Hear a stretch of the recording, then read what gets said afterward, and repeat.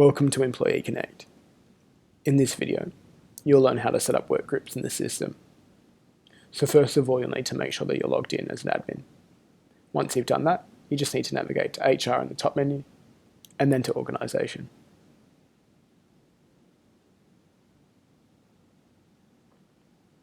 You'll then need to navigate to Groups in the side, and then to Work Groups.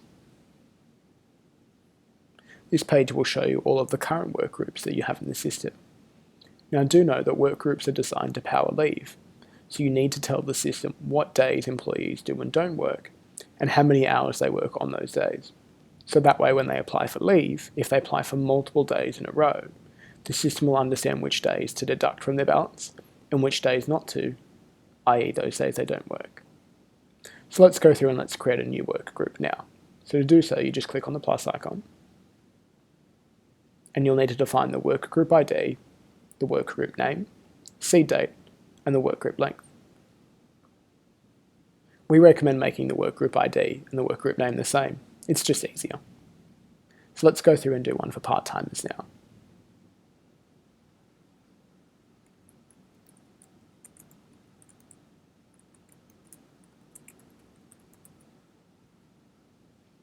Do note that the seed date is telling the system what date that this work group will actually take effect, and it always needs to be a Sunday. So we usually recommend that the day that you're making this, just backdate it for one Sunday previously. The work group length is designed for if you have employees on a fortnightly roster, where week 1 and week 2 are different. If you don't have that, and they work the same days every week, you can just leave that blank, or you can put in 7. Otherwise, if you do need a fortnightly roster, make sure that you put in the work group length for 14. Once you've done all of that, click the tick icon. Next, you'll need to define the week pattern and the work pattern. So to do that, just click on the arrow icon. Let's start with the week pattern first. Click on that, and the page will load, showing you both weeks if you have a fortnightly roster, and all of the days of the week. Do know that day 1 is always a Sunday in EmployeeConnect. So if we want to set up a part-time work group for people that work Monday, Tuesday, Wednesday, we would only say that day 2, 3, and 4 are work days, and the rest are not. Let's go through and do that now.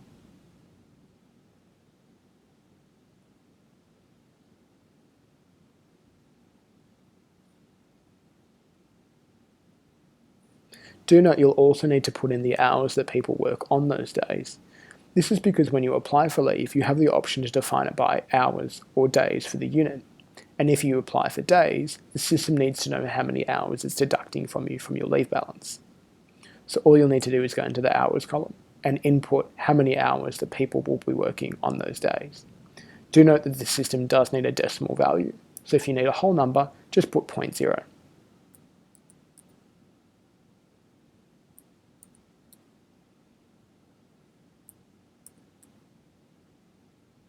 You can insert start and end times if you'd like, but this won't actually affect or apply to the leave balances that people apply for. It's just informational, so you don't have to fill that out if you don't want to. Again, if you have a fortnightly roster, you'll need to define the different work days and hours in the week 2 pattern. In this instance that we don't, so we can click Save. EmployeeConnect will then save your changes. You can then use the breadcrumbs at the top to click on Work Group to take you back to the previous screen. We've now defined the week pattern, which is essential for driving leave, but you can also define a work pattern if you'd like. Just click on the arrow icon, and then click on the plus icon. You can then define things like offset, shift type, holiday type, hours, rate, start time, and end time. But again, all of this is just additional information and won't actually affect the leave. So we're going to leave this blank for the moment. So we're going to go back to work groups with the breadcrumbs. And all you'll need to do is go through and repeat this process for however many times of work types that you'll need in the system. Do note that a good idea is that if you have specific part-timers in your organisation that all have different hours and days that they work, then it might be a good idea to create work group names and IDs that mirror those specific employees. So that way, for example, if Bob works Monday, Tuesday, Wednesday in specific hours, you can create a work group specific for Bob. And that's how easy it is to set up work groups in EmployeeConnect.